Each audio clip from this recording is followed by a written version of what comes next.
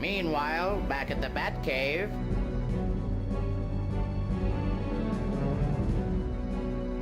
Gage, tell me honestly, you're really the only guy that works here, right? Well, here we go, Gage. We need to find the 3 pieces of the Sosequi legacy. The time coordinates are in your menu.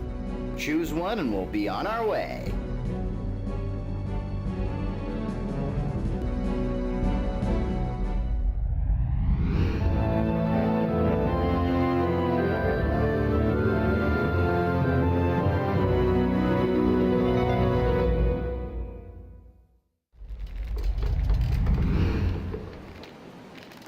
Look to the center of the city.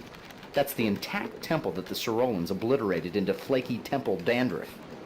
The layout of the city seems to radiate around it as if it dominated every aspect of their culture. Sounds like a good place to start.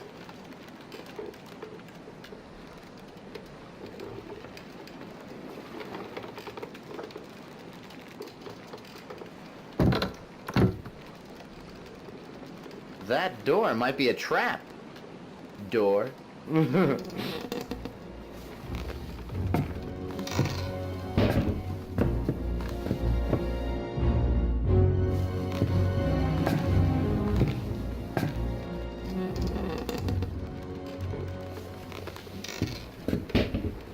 We have a lot of ground to cover, so if you get stuck, we can always time jump to another environment.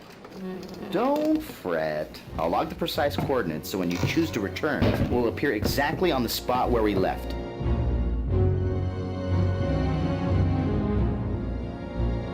My gut instinct tells me those gears normally don't belong on the floor. I'm no engine mechanic, but where there's a gear, there's a... well, another gear. Gage, those gears look like they belong with the pegs in the floor.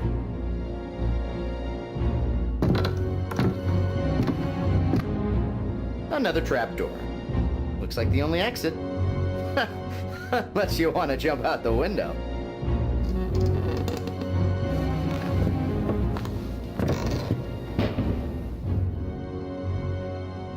I want you to watch this spiraling staircase.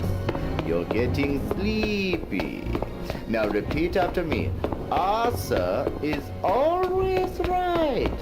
I owe it all. Whoa, stop, Gage. That must be the keeper of the windmill. Since you don't have any Atlantean guises in your chameleon database, it might be wise to meet him later. Let's find another way around. Okay, our mission is to find this legacy, right? Let's start making our way toward that central temple. Since the windmill keeper is down below, our exit options are limited, but I'm sure you'll come up with something.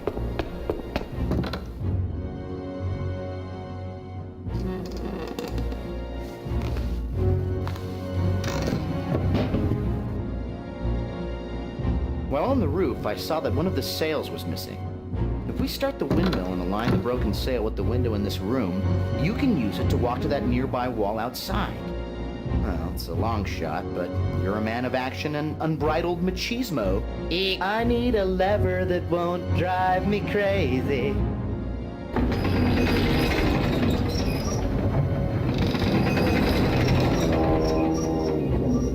A few more turns, Gage.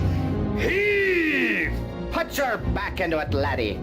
I think this lever controls a clutch mechanism for the windmill. When you pull the lever, those snail-shaped wheels lift that toothed cylinder up the shaft, enmeshing it from that wooden gear on the floor.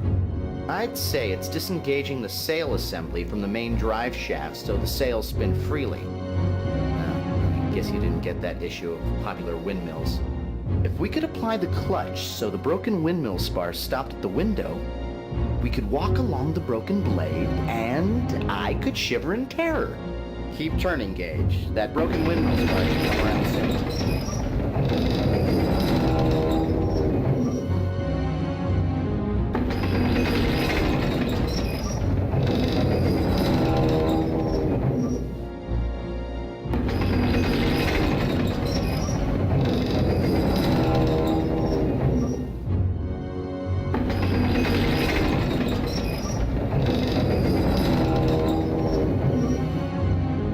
There's the broken windmill spar. Now that we have it aligned, we should be able to walk out onto it. I'm not fond of proposing dangerous plans, but if you turned around and pulled the lever, the clutch would disengage and the windmill would turn. Then the blade would carry us close enough to jump onto the wall. Gage, once you pull the lever, jump when you are just about to pass up the wall. But first, could you sign this waiver that says this whole jumping thing was your idea?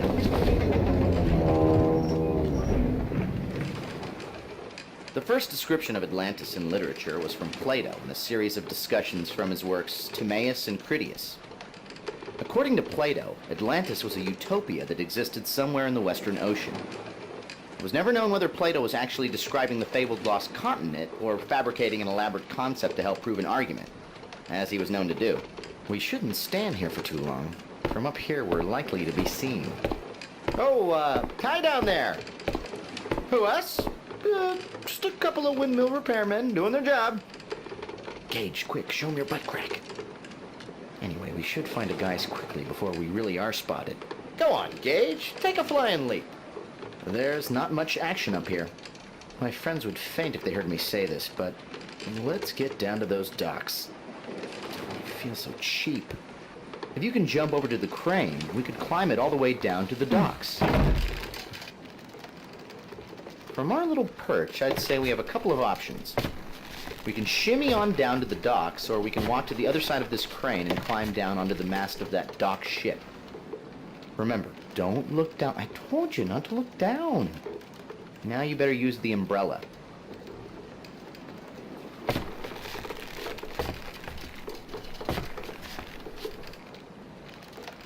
The writings on the sail on the back of that dock boat tell me it's Egyptian. Let's see, I think it reads, "My other ship is a barge?"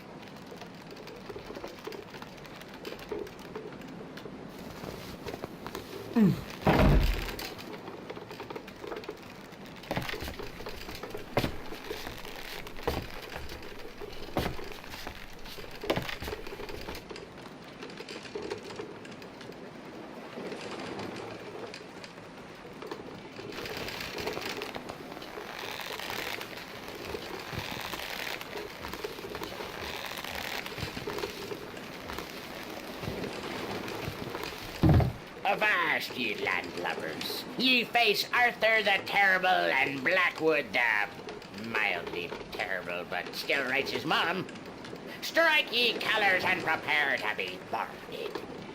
Don't mind me, I'm feeling particularly naughty today. Look at that cloth. This ship must have been hauling silk, among other cargo. Fluffy, what kind of cruise ship is this? No skipper, no Marianne, no professor? Probably no shuffleboard or holes in the hull. I'm leaving. Captain's log, stardate 1262 BC. On a routine expedition, we've stumbled upon a strange Atlantean vessel with no crew. I'm hoping to rescue a naive alien mermaid shackled within the brig of this ship.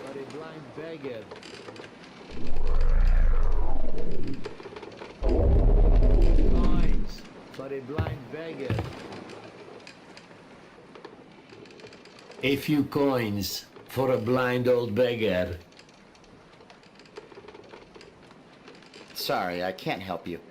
Looks like nasty weather. Nasty weather? That's strange. Even Akasha's weatherman would tell you that today is a parasailing day. I'm sorry, I would have to disagree. Really? I could have sworn I felt a star moving in. Well then, in that case, I think I'll stay here and get some rest.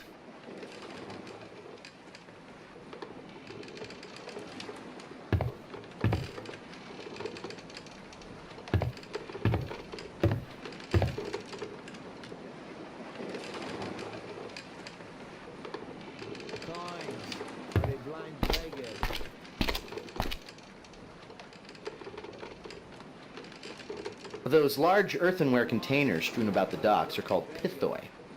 Bronze Age Mediterranean cultures used them to hold liquids like oil and wine. When full, they would be incredibly heavy, which is why I assume they have the loading crane. And when you need a crane to unload your booze, it's time to admit you have a problem. Many huge terracotta pots like those pithoi were uncovered in the excavation of Knossos, the Minoan capital on Crete. Many of them ranged up to 9 feet tall and 6 feet in diameter. It's amazing they could turn pots that large, let alone fire them. All those handles were to distribute the weight over multiple ropes when they moved them. I'm fairly certain that the docked ship is of Egyptian make. What would it be doing here so far from home? It almost looks like he's waiting for a passenger. Maybe the guy is some sort of ferryman. If so, he must know the lay of the land. A boat would take us pretty far in this one seahorse town. Maybe we should ask him to take us somewhere.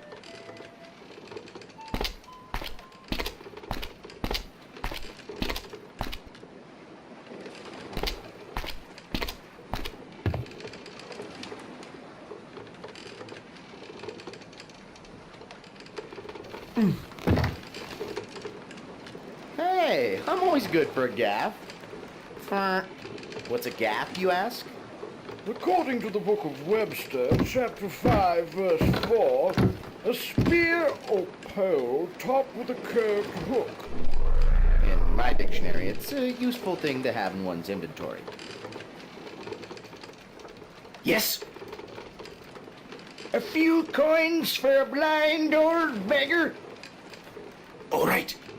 Right, coins.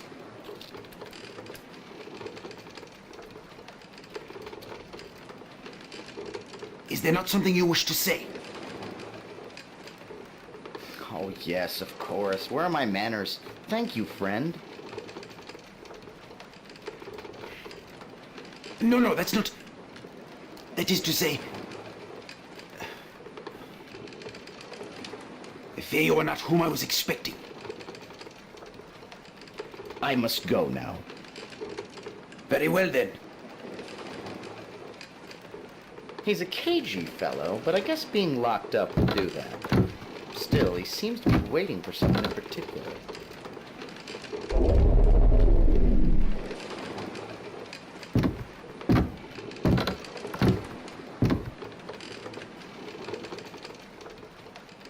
Do not frown upon me with those eyes. If we were in my country, it is you who would be the prisoner. So, what country are you from? I hail from the proud and strong land of Egypt, the land of pharaohs. Why are you tied up? You ask me? It was your ship that attacked, unprovoked, and brought us here. If it were my choice, we would be far from this miserable little island by now. I can see that you don't want to be disturbed. I'll go now. Praise Osiris! Some peace at last.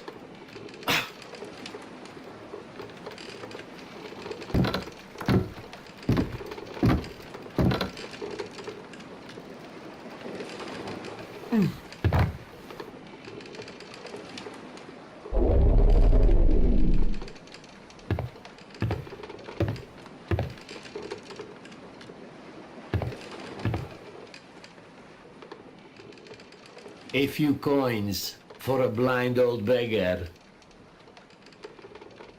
Thank you, friend. Looks like nasty weather. It would seem so, yes.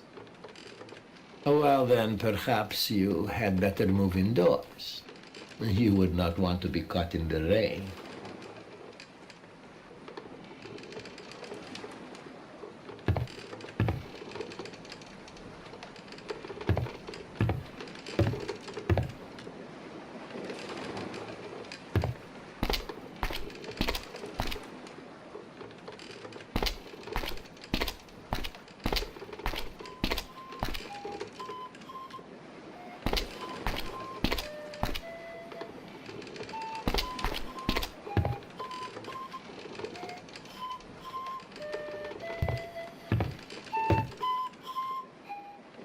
Oh, where can I take you?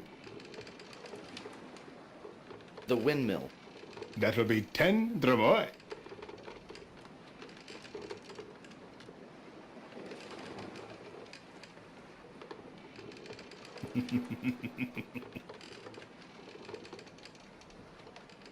I am Kashani.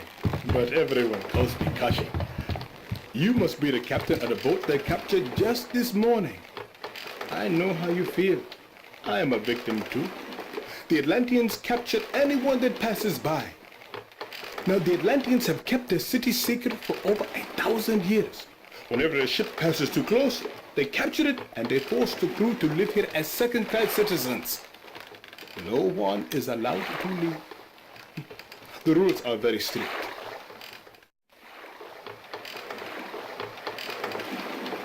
Okay, this is it. Have a good day now.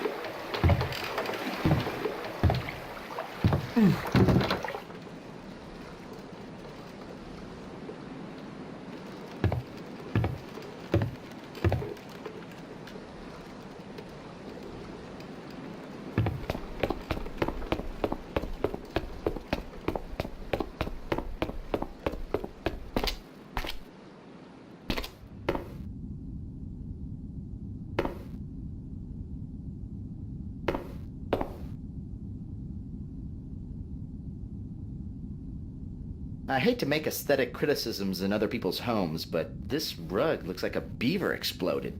This looks like it should be on Shatner's head. Or it could have been on Ernest Borgnine's back.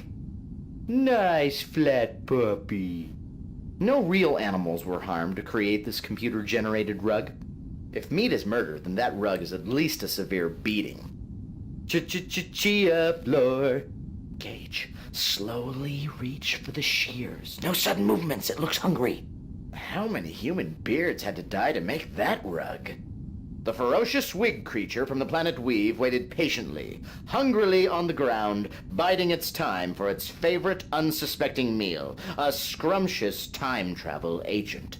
That rug looks like a... Oh, forget this.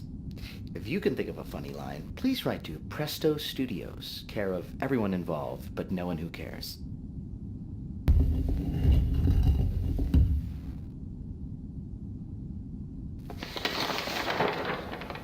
These are interesting schematics. They seem to be detailing some hidden passageway.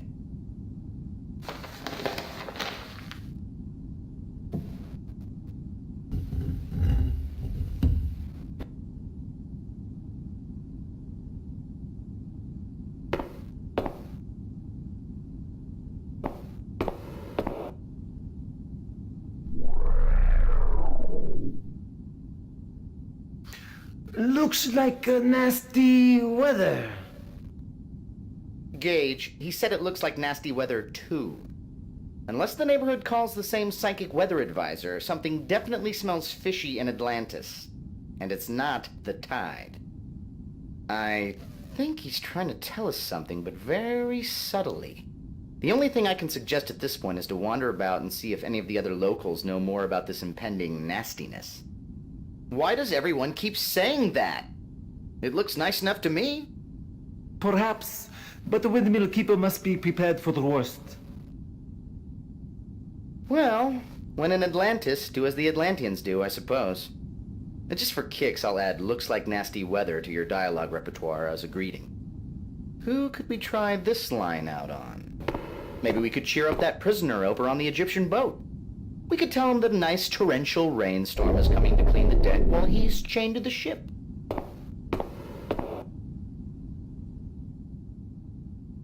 Padros, why have you come? You were supposed to find Ahmed. Quickly leave before you're seen.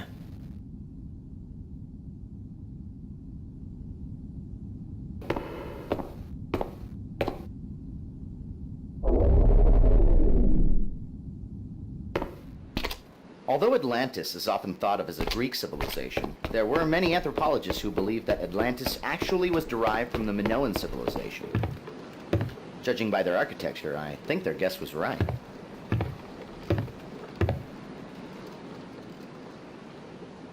Ah, where would you like to go? The dock. That'll be 10 dromoi, please.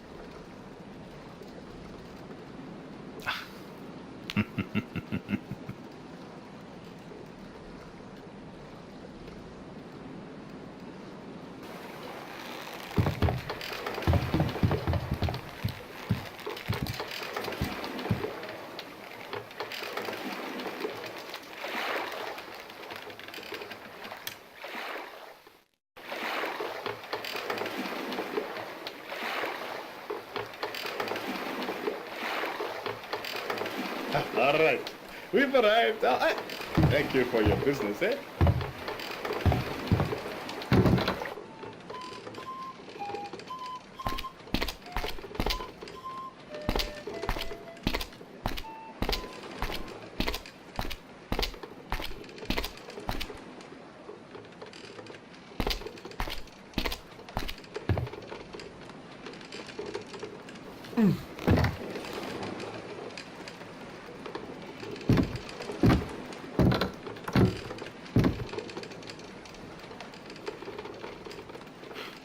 Amun! We thought you lost at sea. But now I see the truth with mine own eyes. Your ship was captured, just as mine has been, yes? I think the beggar is who he's expecting. We just haven't given him proof that we're the right beggar. It seemed like he was waiting for us to say something. Or maybe he was just expecting something in return for the coins. I've heard it gets pretty lonely out at sea. How were you captured? We were returning to Egypt with a full load of silk when my gaze fell upon this god-forsaken island. We sailed close for a better look, and by the time we saw the warships, all chance of escape was lost. Looks like nasty weather. I've been instructed not to speak to anyone but my contact. Well, they'll probably be back to release you soon. I must return to my windmill. We'll talk later. Until then, Amon.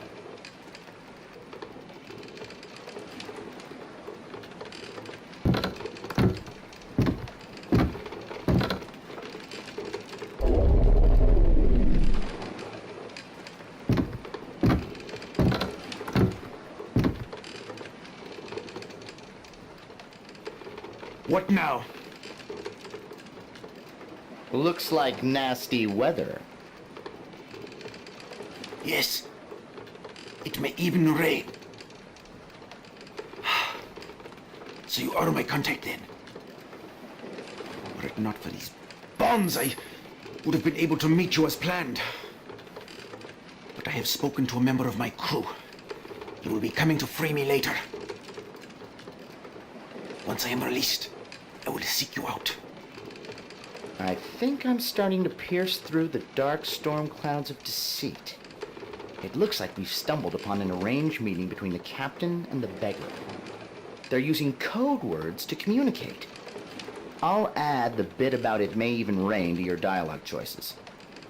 If we play along with this code word game, we may be able to glean some more information. Try visiting the beggar disguised as the captain. When he tells you that the weather is looking nasty, tell him the part about the rain. I must go now. Very well then.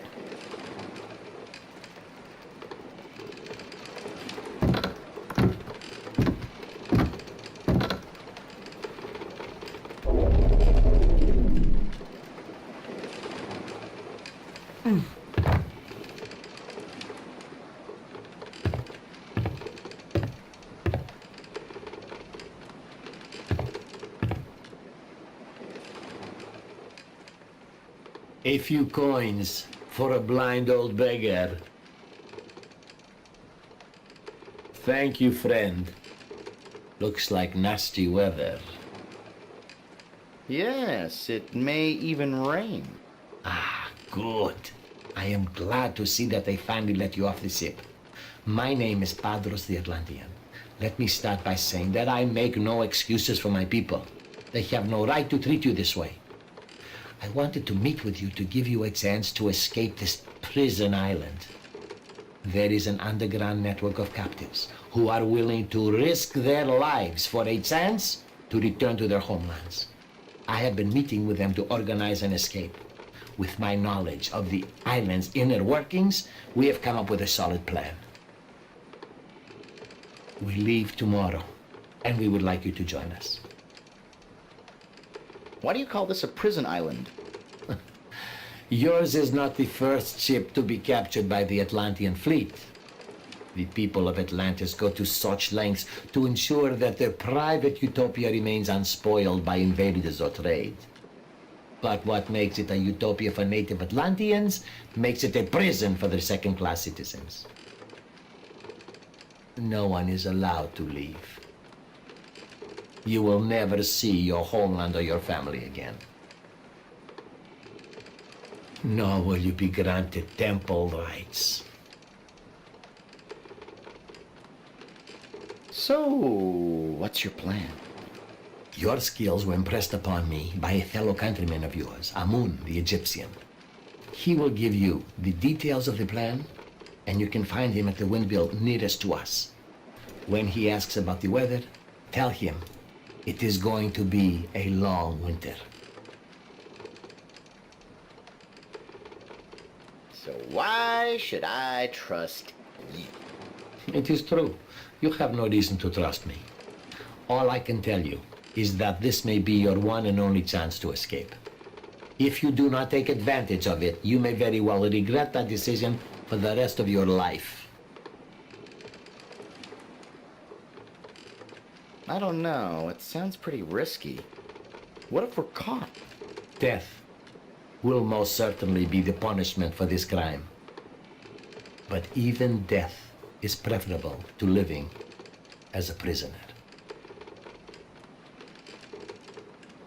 I'll go now.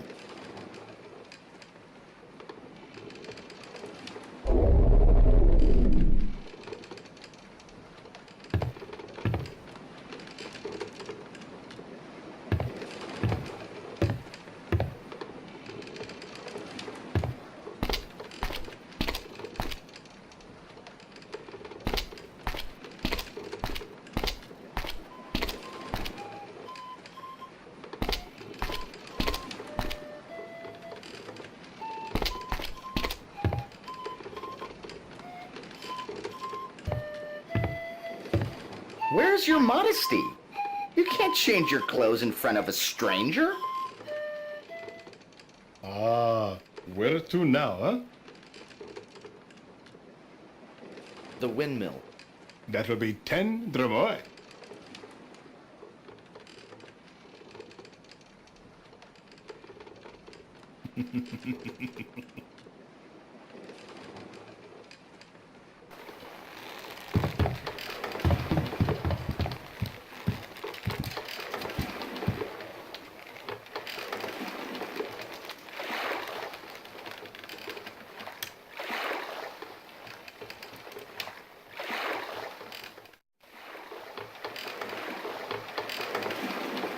Here it is. Up, hey.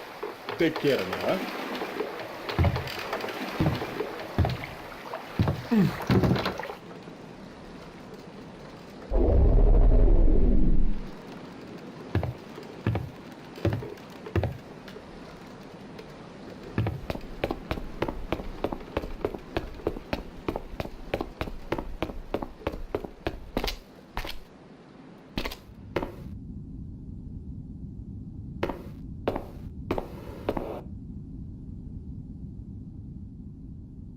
Still looks like nasty weather.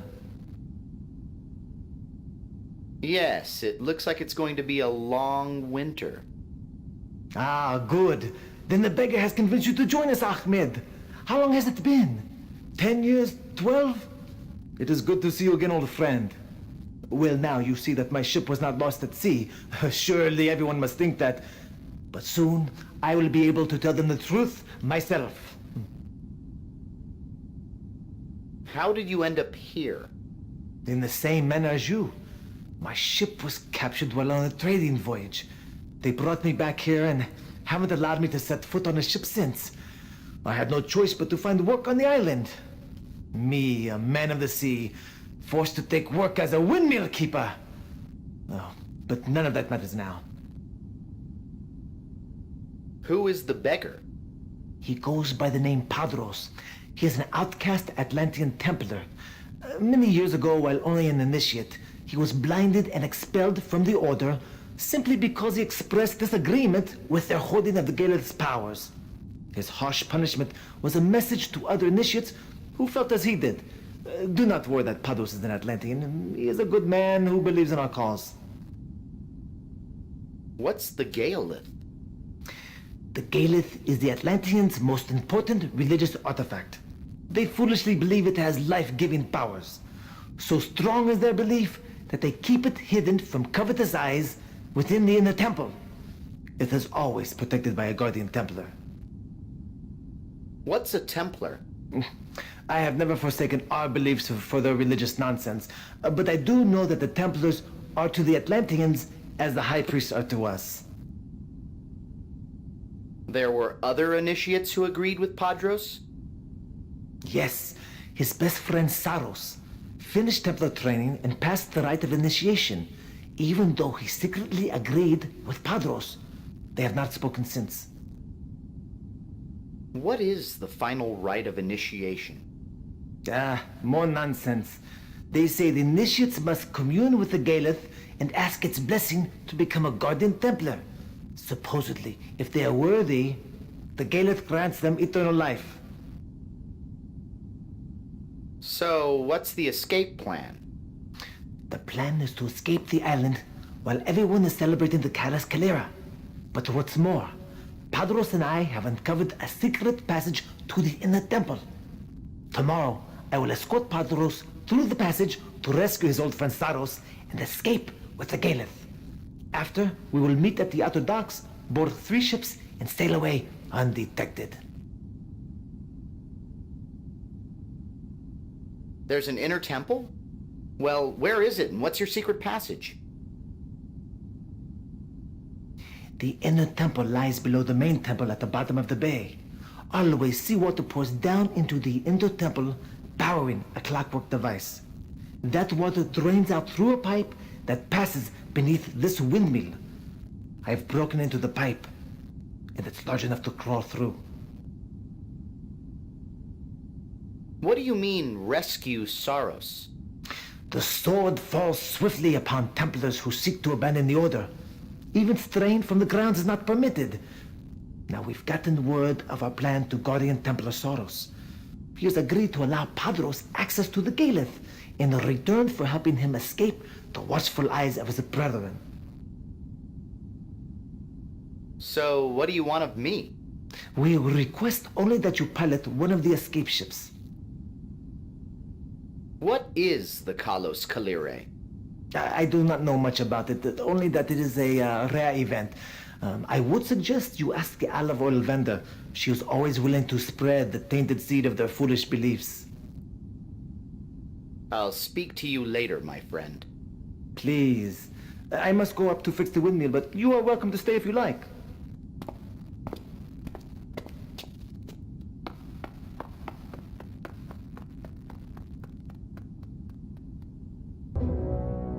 The windmill keeper said that he broke into a drain pipe and found a secret passage that leads to the inner temple. Now, for it to stay secret, he must have done his digging somewhere within the windmill, probably under this room.